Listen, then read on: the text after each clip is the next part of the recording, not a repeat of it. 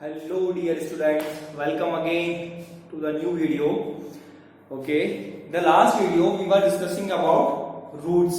Okay, हम morphology of flowering plant chapter पर हैं और हमने रूट्स लास्ट चैप्टर में कंप्लीट किया था. ठीक है, रूट्स के बारे में हमने काफी अच्छी इंफॉर्मेशन गैदर की थी लास्ट वीडियो तक. ओके, इस वीडियो में हमने स्टेम स्टार्ट करना है. ओके, अगला पार्ट जो इस चैप्टर का है अपना द स्टेम, हमने वो स्टार्ट करना है. बट उससे पहले मैंने कुछ 3 क्वेश्चंस यहाँ पे मेंशन किए हैं. ओके, मैं एक एग्जांपल देना चाहता हूँ, लाइक फॉर द एग्जांपल कि इस तरह के क्वेश्चंस पूछे जाते हैं. आई थिंक क्वेश्चंस बिल्कुल डायरेक्ट हैं. ठीक, तो नीट लेवल में डायरेक्ट क्वेश्चंस भी आते हैं, काफी टेस्टेड क्वेश्चंस भी आते हैं.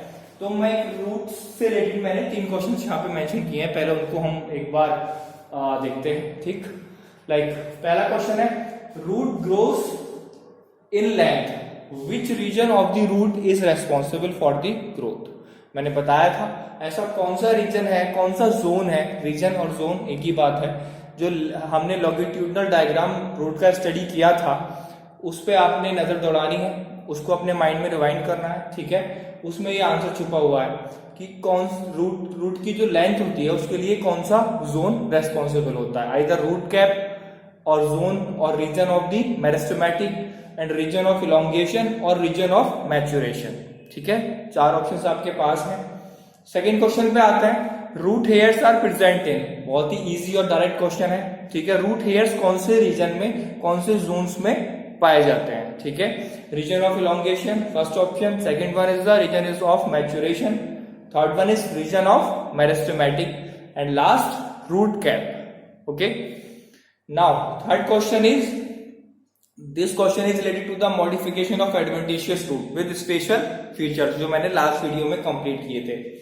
लाइक कस्कटा, विस्कम एंड और बेंचे आर सिमिलर इन हैबिट. ठीक है, 3 एग्जांपल्स लिखे हुए हैं और पूछा है ये सिमिलर किस किस पॉइंट पे ये सिमिलर है तीनों. ठीक, तो रूट्स के ऑप्शंस लिखे हुए हैं. पहला one is hygroscopic roots.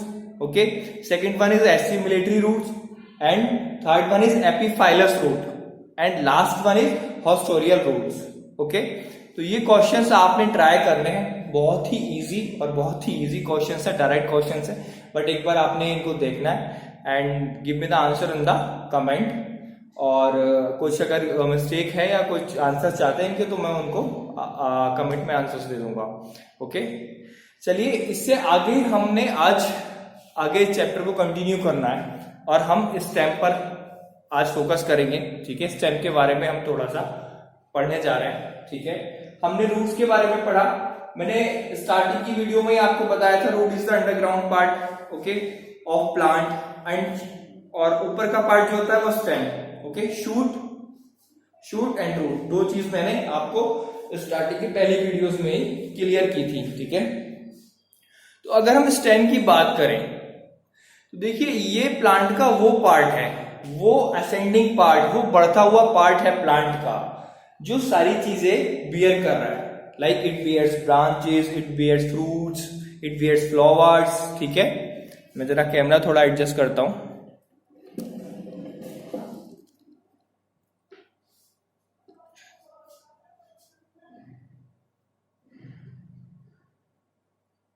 Yeah, that's it. So, definition: the ascending part of the plant axis, which bears branches, leaves, flower, fruits, okay, is called stem.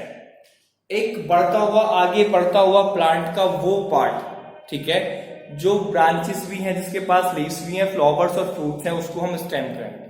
ठीक है, फिर मैंने अगली लाइन मेंशन की है, generally it present above the ground. देखिए points में छोटी छोटी वर्ड्स में बहुत चीजें छुपी होती हैं. जैसे यहां मेंशन है जनरली, बट स्टूडेंट्स के माइंड में क्या स्ट्राइक करता है कि अगर स्टेम की बात कर रहे हैं तो हमेशा अबव द ग्राउंड ही होगा. ओके, ऐसा नहीं है. हम मॉडिफिकेशन जब पढ़ेंगे इसके तो मॉडिफिकेशन में हम देखेंगे इसमें कि under the ground modification stems होते हैं. ठीक है, तो इसलिए यहां वर्ड जनरली यूज हुआ है. Generally it present above the ground. Okay, mandatory नहीं है, जनरली है. ठीक, जनरली ग्राउंड के ऊपर ये प्रेजेंट रहता है इसलिए इसको एरियल पार्ट भी कहा जाता है। It is also called the aerial part of the plant. ठीक, अब मैंने जब रूट हमने पढ़ा था तो वहां पे मैंने एक ग्रोइंग सीड का डायग्राम बनाया था। ओके, तो सीड्स ग्रोइंग का डायग्राम मैंने बताया था, इस तरह का डायग्राम मैंने बनाया था। ठीक है, these two are कॉटिलेडोन्स,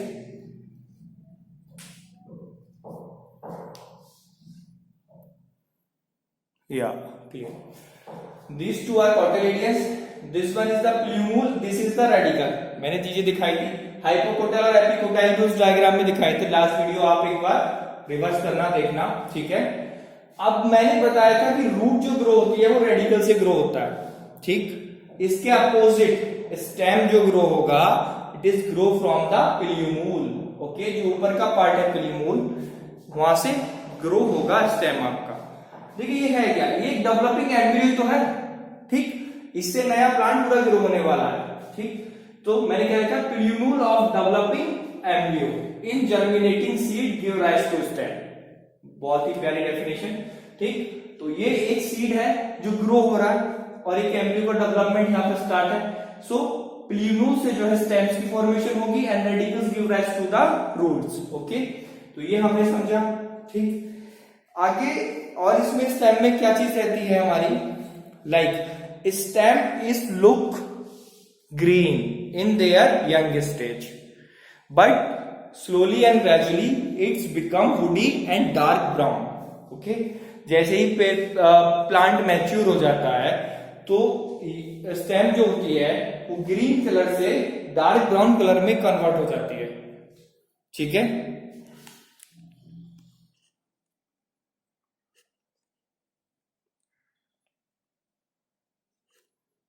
I think it is more clear now.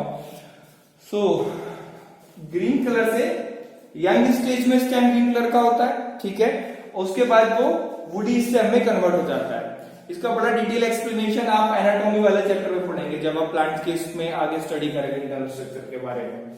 ठीक है, अब अगर हम बात करें तो स्टेम्स जो डिफरेंशिएट होता है वो दो पार्ट्स में डिफरेंशिएट होता है। Like stem is differentiated into nodes and internodes. ठीक है, स्टेम्स में मेनली दो चीजें होती है, नोड्स एंड इंटरनोड्स। ठीक, अब ये नोड्स क्या होती हैं ये भी हमने हल्का सा आइडिया स्टार्टिंग में इंट्रोडक्शन वाली वीडियो में दिया था। देखिए स्टेम का वो पार्ट, वो रीजन जहां से ब्रांचेस और लीव्स अराइज हो रही हैं और वो एक रेगुलर इंटरवल टाइम पर प्रेजेंट होता है स्टेम में, उस रीजन को हम नोड बोलते हैं। जैसे मैंने क्या लिखा है, region where leaves branches present at regular interval of time on stem. जैसे लेट मी एडजस्ट वन मोर।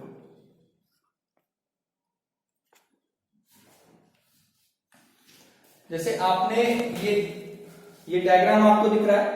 ठीक है, इस डायग्राम में ये एक पॉइंट है, यहां से लीव्स निकली हैं, यहां से ब्रांचेस निकली है, दूसरा पॉइंट है, तो this is node. Okay, this one is the node, इसको नोड बोलेंगे। ठीक, मतलब जो आपकी ब्रांचेस का अराइज हो रहा है, जो आपकी लीव्स निकल रही हैं वो नोड से निकल रही हैं और नोड्स एक रेगुलर इंटरवल के टाइम पीरियड पे स्टेम से प्रेजेंट होती हैं। लाइक रेगुलर इंटरवल से मतलब है कि अगर आप देखोगे प्लांट में तो इन दोनों नोड्स की डिस्टेंस लगभग सेम होगी। ठीक, तो एक पॉइंट पर निकली, फिर थोड़ी सी डिस्टेंस के बाद फिर निकली, तो इस तरह से एक पैटर्न क्रिएट हो जाता है। आप प्लांट में ऑब्जर्व करना, देखना इस चीज को। ठीक है, तो ये तो नोड रहा। Internode, the distance between these two nodes is called internodes. और हम कह सकते हैं स्टेम का वो पार्ट जो दो नोड्स के बीच में प्रेजेंट है। ओके, स्टेम्स का वो पार्ट जो दो नोड्स के बीच में लाई कर रहा है, इट इज कॉल्ड इंटरनोड। तो नोड्स और इंटरनोड ये दो चीजें हो गई। तो नोड से ही सारी चीजें आपकी ब्रांचेस और ये चीजें अराइज हो रही हैं। ठीक है, एक और इंपॉर्टेंट पार्ट होता है स्टेम पर। ठीक, लाइक आपकी नोड से तो ये चीज हो गई, ब्रांचेस हो गई, लीव्स हो गई, फिर उसी पे फ्लावर्स भी हो गए। ठीक है, ये सारी चीजें हो गई। एक चीज और आती है बड, बहुत इंपॉर्टेंट और बहुत ही कहते हैं ना कि बहुत सारी इंफॉर्मेशन इसमें रहती है बड में। अगर बड को बोला जाए तो bud is the young under developed immature compact shoot. देखिए इस वर्ड में काफी कुछ छुपा हुआ है। Compact shoot, shoot shoot word आपको रिप्रेजेंट कर रहा है लाइक पूरा प्लांट को, ठीक है, पूरा प्लांट ऊपर का पूरा स्टेम को शूट रिप्रेजेंट कर रहा है, ठीक। और इसमें वर्ड इसमें आगे लग गया कॉम्पैक्ट। कॉम्पैक्ट मतलब किसी भी बड़ी चीज को किसी छोटी चीज में हमने फिल कर दिया। तो बर्ड में यही होता है, वो यंग होती है, अभी मैच्योर नहीं हुई, अंडर डेवलप्ड है, और वो पूरी कैपेबिलिटी होती है उसमें पूरा स्टेम को डेवलप करने की, ठीक है। तो bud is the young under developed immature compact shoot, ठीक। तो बर्ड ये हो गया। Buds are of two types, दो तरह की बर्ड्स होती हैं, टर्मिनल बर्ड्स और एक्सिलरी बर्ड्स। टर्मिनल बर्ड्स को हम एपिकल बर्ड भी बोलते हैं, ठीक है। जैसा कि नाम इंडिकेट कर रहा है, टर्मिनल, किसी चीज को, जैसे मेट्रो में होता है ना कि लास्ट टर्मिनल पहुंच गया, हम लास्ट टर्मिनल पे जाके मेट्रो स्टॉप हो जाती है, ऐसे ही अगर किसी स्टेम के बिल्कुल एंड पॉइंट पर कोई बर्ड प्रेजेंट है, ठीक, तो this is called terminal bud और एपाइकल बर्ड। उसे टर्मिनल बर्ड और एपिकल बर्ड बोलेंगे, ठीक। टर्मिनल बर्ड और एपाइकल बर्ड या ये पूरा एसोसिएट करती है स्टेम की ग्रोथ को, ठीक है, ब्रांचेस को और लीव्स की उनकी ग्रोथ को ये एसोसिएट करती है, बिकॉज यही डेवलप करेगी। लाइक जैसे डायग्राम में, थोड़ा सा एडजस्ट करता हूं camera,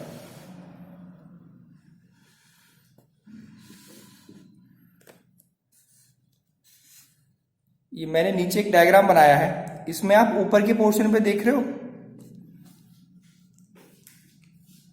this indicate is the terminal bud, okay. यही पूरे स्टेम को आप डेवलप करने वाली है, ठीक। तो ये टिप पे प्रेजेंट रहती है, तो ये एक तरह से स्टेम के और उसको ग्रोथ को इंडिकेट कर रही है। सेकंड टाइप की बर्ड होती है एक्सिलरी बर्ड। क्या होता है, देखिए एक स्टेम पर जब लीव्स प्रेजेंट है, ठीक, लीव्स के और स्टेम के बीच का एक एंगल क्रिएट होता है। अगर स्टेम का अपर पोर्शन, लीफ का अपर पोर्शन कह सकते हैं आप, लीफ का और अपर पार्ट ऑफ स्टेम, ये एक एंगल बनाता है, उस एंगल को कहते हैं एक्सियल एंगल। क्या कहते हैं? Axial angle. मैं इसका डायग्राम अभी इधर आपको बना के दिखाऊंगा क्लियर वे में, ठीक है। तो एक्सिलर एक एंगल बनता है, एक्सियल एंगल से बोलते हैं, और वहां पे बर्ड प्रेजेंट होती है जिसे हम कहते हैं एक्सिलरी बर्ड्स, ठीक। अभी इसका डायग्राम मैं आपको इधर की साइड दूसरा बना के दिखा रहा हूं।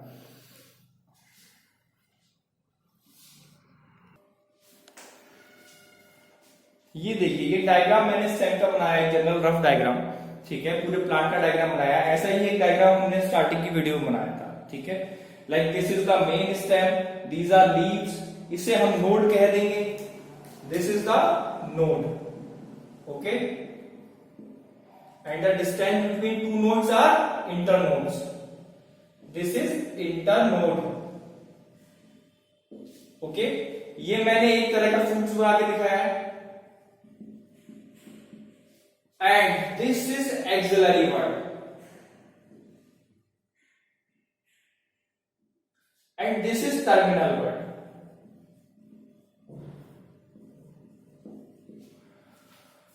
अब क्लियर है डायग्राम, ठीक है। जो बिल्कुल ऊपर प्रेजेंट है at the end point, this is called terminal bud, and एक ये एंगल का फॉर्मेशन हुआ है between the branches of leaves and stem, okay. यहां पे एक एंगल है, this is called axial angle, और यहां जो बर्ड प्रेजेंट होती है वो एक्सिलरी बर्ड होती है, ठीक। So terminal bud are related, okay, terminal bud are responsible for the growth of stem, okay.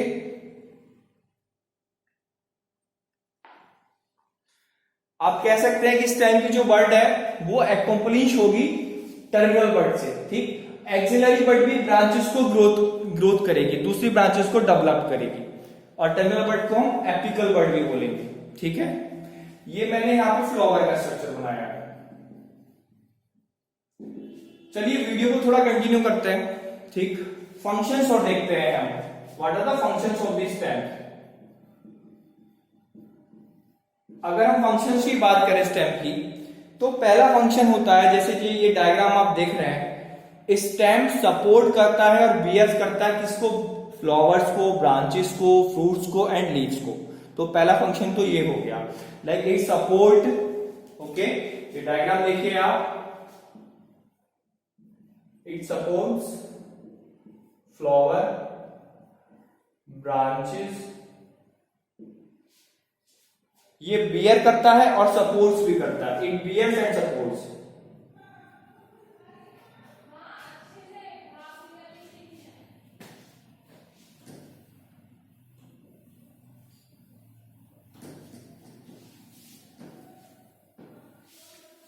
ठीक, एक पहला फंक्शन ये हो गया।